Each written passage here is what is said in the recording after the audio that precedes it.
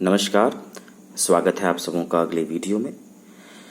General knowledge के questions लेकर मैं आया हूं आपके लिए। टेरिटोरियल आर्मी जिसकी परीक्षा 26 सितंबर को ही, तो आप में से जो कोई भी ये परीक्षा नहीं दे पाया है उनके लिए ये वीडियो बहुत ही लाभदायक हो सकता है। आने वाले परीक्षा के लिए भी ये क्वेश्चंस काफ़ी महत्वपूर्ण हैं।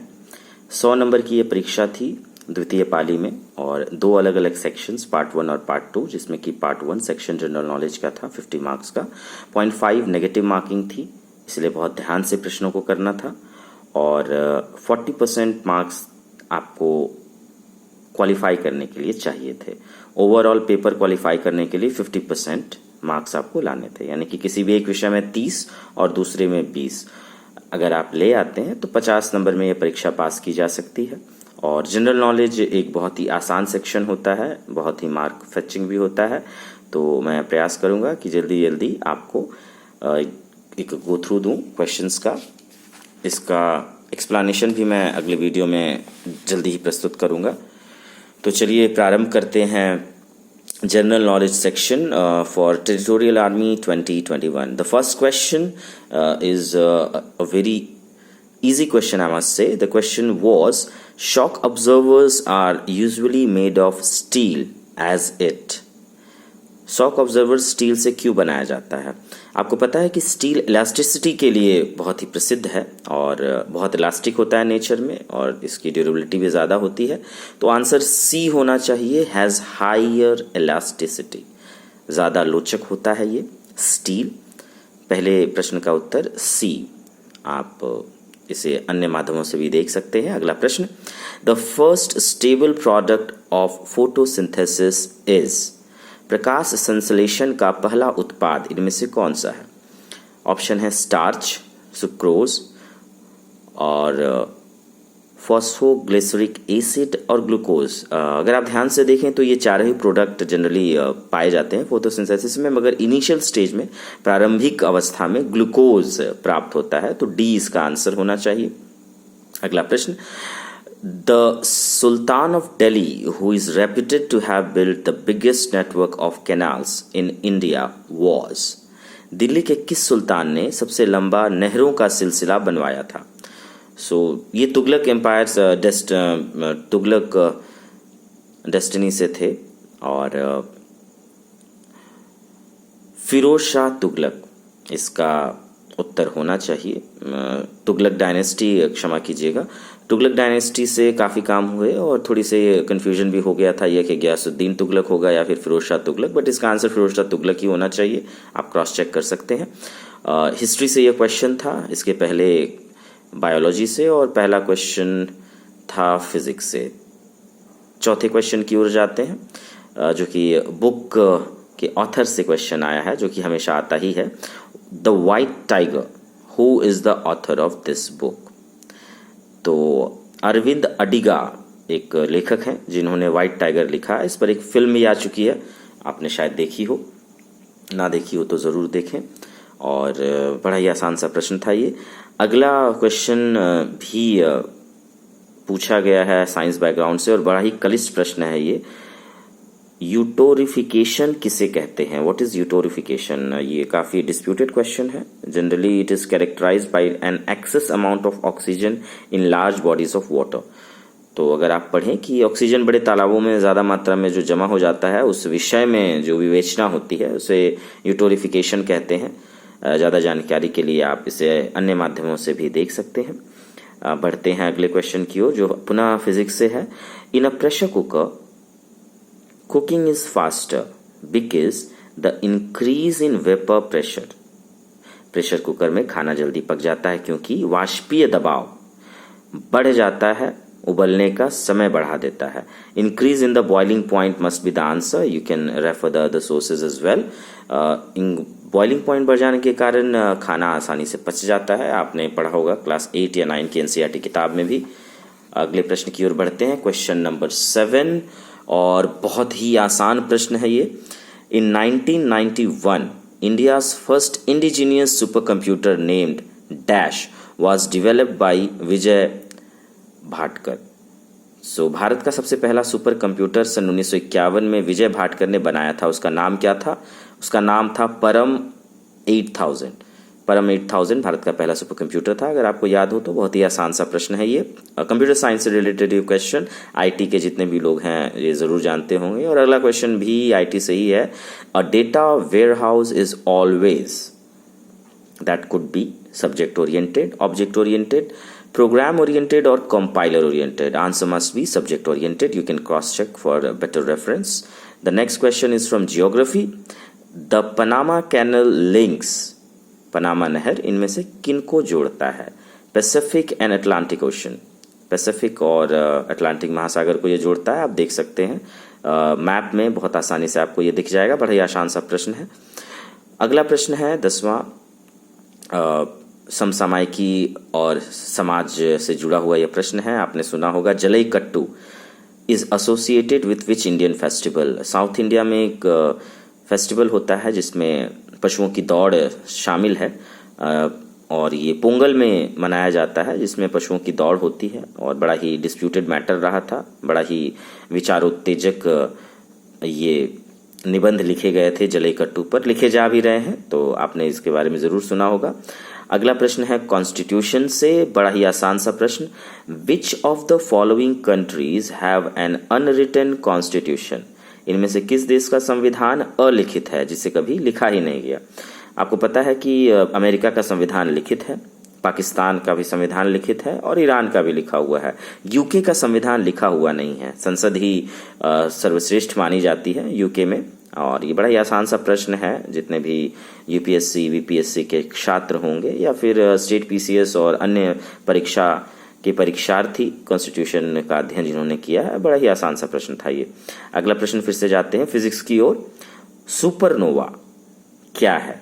धूमकेतु, क्षुद्र ग्रह, विस्फोटक तारा या ब्लैक होल? आपने बहुत से न्यूज़पेपर में और न्यूज़ घटनाओं में सुना होगा कि सुपरनोवा विस्फोट के बारे में हमारे वैज्ञानिक बड़े ही तीक्ष्ण बुद्धि से और बिल्कुल निगाहें टिका के बैठे रहते हैं आसमान की ओर कि सुपरनोवा विस्फोट कब हुआ। एक एक्सप्लोडिंग स्टार है सुपरनोवा, जो कि ब्रह्मांड में कई आकाशीय पिंडों की तरह ही विस्फोट करता है। बहुत ही आसान सा प्रश्न ये फिजिक्स का।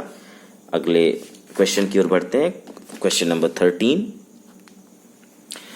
So the next question is the largest tiger reserve in India. It's a bit confusing. बहुत लोगों ने कॉर्बेट भी समझा होगा, बट इसका आंसर नागार्जुन होगा, जो कि नल्लामलाई हिल्स में आंध्र प्रदेश में है। आप अगर ज्योग्राफी के अच्छे छात्र हैं तो बहुत ही आसान प्रश्न। और अगला क्वेश्चन भी है ज्योग्राफी से, ज्योग्राफी मैप से काफी क्वेश्चन आए मैं देख रहा हूँ।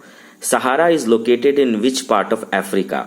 उत्तरीय क्षेत्र में अगर आप मैप लेकर बैठे हुए हैं तो आप देख सकते हैं कि नॉर्दर्न साइड, उत्तरी साइड में सहारा जो है मरुस्थल स्थित है अफ्रीका में। अगला क्वेश्चन है अर्थशास्त्र अर्थात इकोनॉमी से, question number 15। Which among the following comes under the primary sector of Indian economy.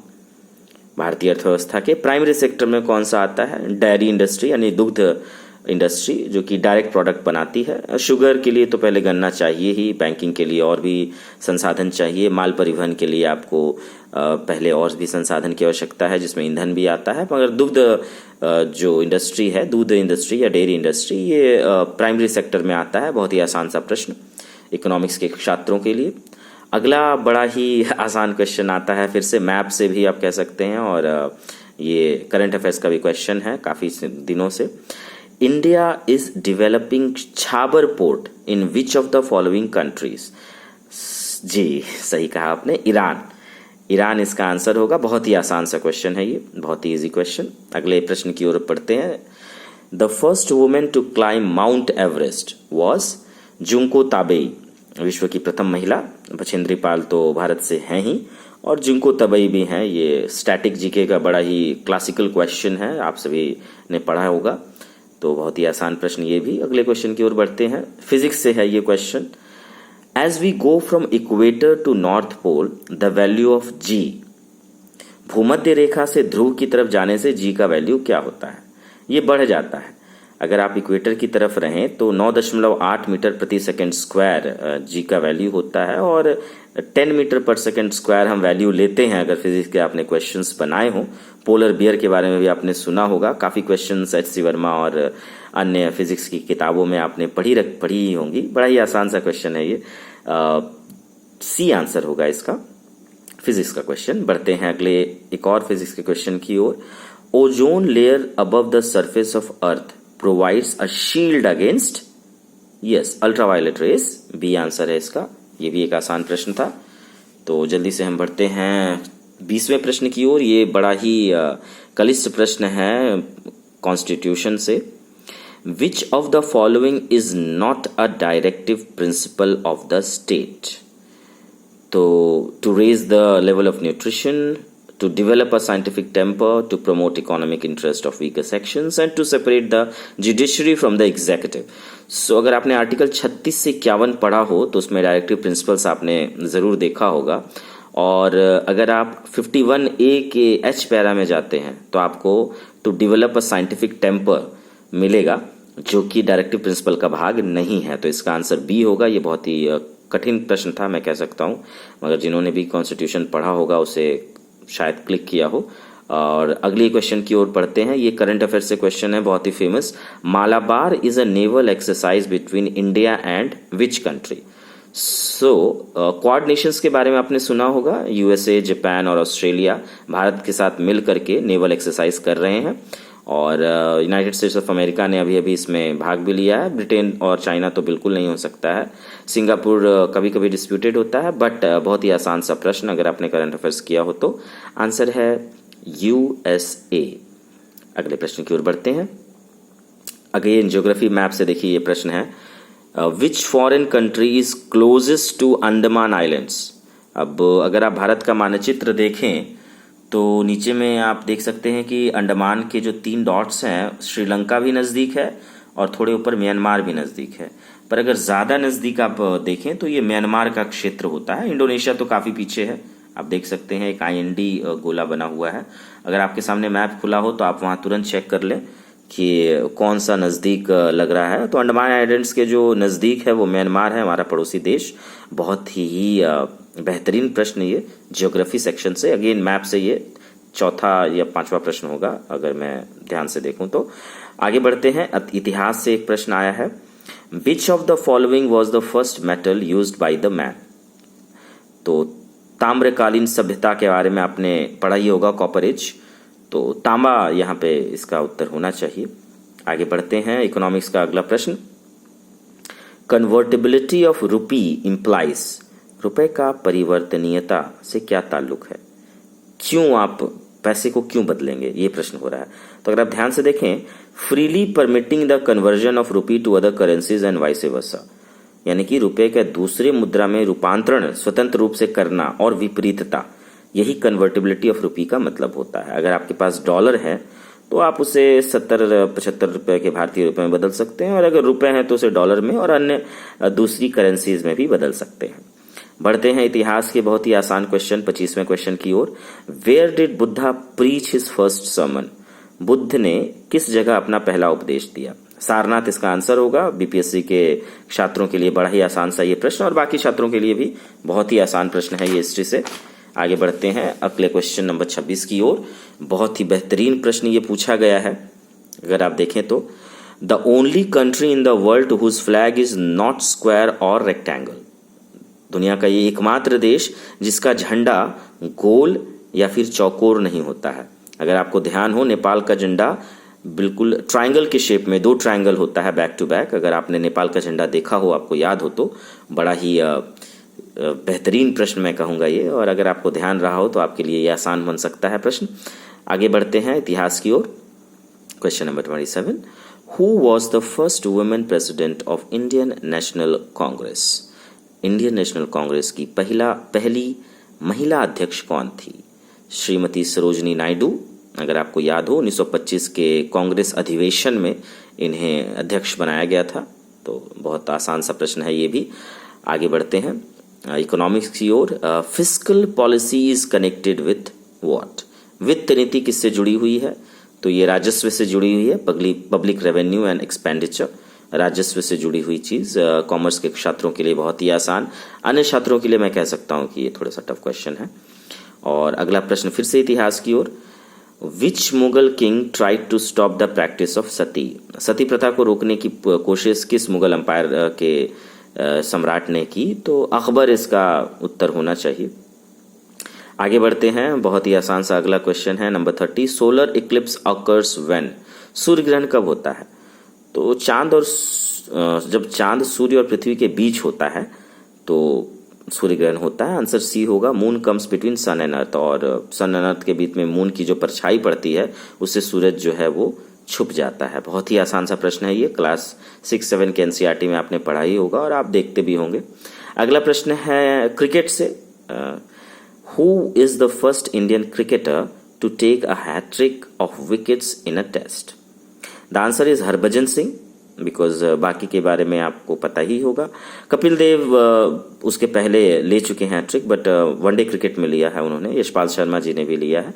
Test cricket में हरभजन सिंह ने लिया था ऑस्ट्रेलिया के खिलाफ, अगर आपको याद हो। आखिरी खिलाड़ी थे शेन वॉर्न, उनका हैट्रिक विकेट, अगर मैं ठीक से याद कर पा रहा हूँ वो मैच, तो आपको भी याद होगा। चलिए ज्यादा एक्साइटमेंट ना दिखाते हुए मैं आगे बढ़ता हूँ दूसरे खेल की तरफ। Which one of the following Grand Slam titles is also known as Roland Garros title? एफकेट के विद्यार्थी और अन्य एग्जाम के विद्यार्थी अगर याद हो आपको, ये क्वेश्चन पहले भी पूछा जा चुका है। फ्रेंच ओपन इसका आंसर होना चाहिए। अगर आप थोड़ा सा भी टेनिस देखते हैं, और टेनिस से काफी क्वेश्चन पूछे जाते हैं जनरली, और ये थोड़ा क्लिष्ट प्रश्न है, पर आप इसे रेप चेक भी कर सकते हैं, देख लें इसे दोबारा। आगे बढ़ते हैं हम 33वें क्वेश्चन की ओर, जो कि थोड़ा सा कॉम्प्लेक्स था, क्लिष्ट क्वेश्चन था मैं कहूंगा। Which of the following causes variations in the genetic material of progeny? संतानों में आनुवांशिक सामग्री में परिवर्तन इनमें से किस कारण होता है? Sexual reproduction, asexual reproduction, mutations, epigenetic changes. तो परिवर्तन या म्यूटेशन थोड़ा सा कंफ्यूजिंग है, इसीलिए इसका आंसर सी होना चाहिए। परंतु मैं चाहूंगा कि आपके जितने भी डॉक्टर दोस्त हैं या बायोलॉजी के छात्र, उनसे आप जरूर इस प्रश्न के बारे में डिस्कशन करें। बहुत ही बेहतरीन क्वेश्चन था ये। स्पोर्ट्स से एक बहुत ही आसान सा प्रश्न। Narain Karthikeyan is a sportsman in the field of what? Formula 1 racing के पुराने हमारे थे ये ड्राइवर नरेंद्र कार्तिकेयन, बहुत ही फेमस थे अपने समय में, 90s के दौर में, अगर आपको ध्यान हो तो। बहुत ही आसान सा प्रश्न था ये नरेंद्र कार्तिकेयन वाला। अगले क्वेश्चन की ओर बढ़ते हैं। बैंकिंग से या कॉमर्स से यह क्वेश्चन है। Indian banking sector, C stands for CBS, core banking solutions. आपने अगर पढ़ा हो, इसका आंसर होगा कोर, बी। थोड़ा सा टफ है अगर आप कॉमर्स के छात्र नहीं हैं तो। आगे बढ़ते हैं फिर से। The executive power relating to concurrent subjects remain with what? अगर आपने मेरी पिछली वीडियो में राज्य सूची, केंद्र सूची और समवर्ती सूची ध्यान से पढ़ा हो और देखा हो, तो बहुत आसानी से आप इसका आंसर दे सकते हैं कि केंद्र सूची ही इसका उत्तर होगा। एग्जीक्यूटिव पावर जो है, समवर्ती विषय में कार्यकारिणी शक्तियां जो है वो केंद्र के पास होती हैं। तो बहुत ही आसान सा ये उत्तर है अगर आपने समवर्ती, राज्य और केंद्र सूची पहले से पढ़ा है या कोई वीडियो देखा है। आप चाहें तो वापस से पीछे जाकर वीडियो देख सकते हैं। मैं बढ़ता हूं अपने अगले क्वेश्चन की ओर, जो कि वापस से लॉजिकल रीजनिंग या कंप्यूटिंग से है। The process of arranging data in logical sequence is called sorting, अगर आपने पढ़ा हो तो। आगे बढ़ते हैं, बेहतरीन क्वेश्चन है ये। Which of the following is a biodegradable waste? बहुत ही आसान क्वेश्चन बायोलॉजी का अगर आप कहें तो। नायलॉन, प्लास्टिक, पॉलीजीन बैग्स और वूल।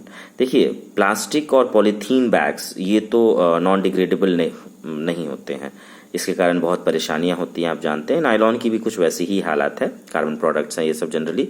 वूल यानी कि ऊन जो है वो बायोडिग्रेडेबल होता है, नेचुरल प्रोसेस से अगर आता है तो बिल्कुल होता है, तो इसका आंसर सी होना चाहिए। अगला प्रश्न है स्टैटिक जीके से, बहुत ही आसान प्रश्न। Who among the following has not won Nobel prize? अगर आपने मेरे नोबेल प्राइज वाली वीडियो देखी हो तो आप बहुत ही आसानी से इसका जवाब दे देंगे। मैंने एक स्टैटिक जीके पे डेडिकेटेड नोबेल प्राइज़ पर वीडियो बनाया था, आप जाकर देख सकते हैं। जवाहरलाल नेहरू, कैलाश सत्यार्थी, जे खुराना और मदर टेरेसा। तो नोबेल प्राइज़ इसमें से कैलाश सत्यार्थी को मिल चुका है पीस के लिए शांति पुरस्कार, मदर टेरेसा को भी शांति पुरस्कार मिला है, हरगोविंद खुराना को मेडिसिन में शायद मिल चुका है, बिल्कुल मिला है। जवाहरलाल नेहरू को कोई भी नोबेल प्राइज़ नहीं मिला था। तो ये बहुत ही आसान प्रश्न था। आगे बढ़ते हैं अपने अंतिम कुछ प्रश्नों के साथ। एक और क्वेश्चन आता है, बड़ा ही कलिष्ट क्वेश्चन है। Addition of gypsum to cement, class 9-10 के एनसीईआरटी का question. Increase setting time of cement. Gypsum मिलाते क्यों हैं हम सीमेंट में? अगर सीमेंट के जमने का समय बढ़ाना हो कार्य करने के लिए तो जनरली जिप्सम मिलाया जाता है। ये सिविल इंजीनियरिंग के लोग जानते होंगे और क्लास 9-10 की एनसीईआरटी की बुक में भी ये प्रश्न आपको आसानी से मिल जाएगा। लॉजिकल क्वेश्चन था ये, आसान सा। आगे बढ़ते हैं बायोलॉजी से अगला प्रश्न। Which of the following organs does not eliminate waste products from the body? इनमें से कौन सा अंग व्यर्थ पदार्थ को शरीर से बाहर नहीं निकालता है? बड़ी आंत निकालती है, किडनी डायलिसिस करता है, बिल्कुल निकालता है, त्वचा पसीना निकालता है और भी अपशिष्ट पदार्थ निकालता है, जिगर यानी कि लिवर नहीं निकालता है कोई अपशिष्ट पदार्थ। तो इसका आंसर बी होना चाहिए। आसान सा प्रश्न है ये। अगला question, which of the following is not correctly matched? इनमें से कौन सा जोड़ा सही नहीं है? Warsaw Poland, Rotterdam Australia, Karachi Pakistan and Dublin Ireland. Warsaw Poland तो आप जानते ही होंगे, कराची पाकिस्तान में आपको पता है, डबलिन आयरलैंड में है, रॉटरडम नीदरलैंड्स में है। अगर आपने पढ़ा हो यूनाइटेड नेशंस का जो इंटरनेशनल काउंसिल ऑफ जस्टिस और या फिर अंतर्राष्ट्रीय न्यायालय जहाँ पर द हेग में पाया जाता है, उसी के आसपास ये शहर रॉटरडम है। ऑस्ट्रेलिया में नहीं, नीदरलैंड्स में ये शहर है। तो ये मेल गलत है, आंसर होगा बी। आगे बढ़ते हैं बड़े ही कंफ्यूजिंग क्वेश्चन की ओर। For determination of which of the following is carbon dating method used? इनमें से किसकी आयु पता करने के लिए कार्बन डेटिंग इस्तेमाल किया जाता है? जीवाश्म, चट्टान, पेड़ या ए और बी?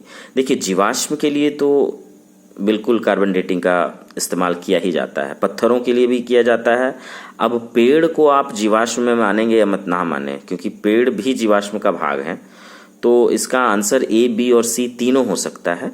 लेकिन अगर आप इन तीनों को मिला दें तो जीवाश्म कह सकते हैं आप। हालांकि रॉक्स जो हैं उसमें भी काफ़ी जीवों का अंश होता है। जनरली चट्टानें जब बनती हैं, कायंत्रित चट्टानें हों या फिर अन्य चट्टानें, तो कई बार उसमें जो लावा होता है उसके साथ जीवाश्म भी मिल जाते हैं। तो चट्टानों को भी आप जीवाश्म का भाग कह सकते हैं। तो या तो इसका आंसर ए हो जाएगा या तो फिर इसका आंसर ए या बी बोथ हो जाएगा, मगर मुझे लगता है कि इसका आंसर ए होना चाहिए। आप अपनी ज्योग्राफी की किताब में से खोज सकते हैं। हम आगे बढ़ते हैं अगले क्वेश्चन की ओर, जो कि है which caves is a network of sculpted caves located in Mumbai harbour? तो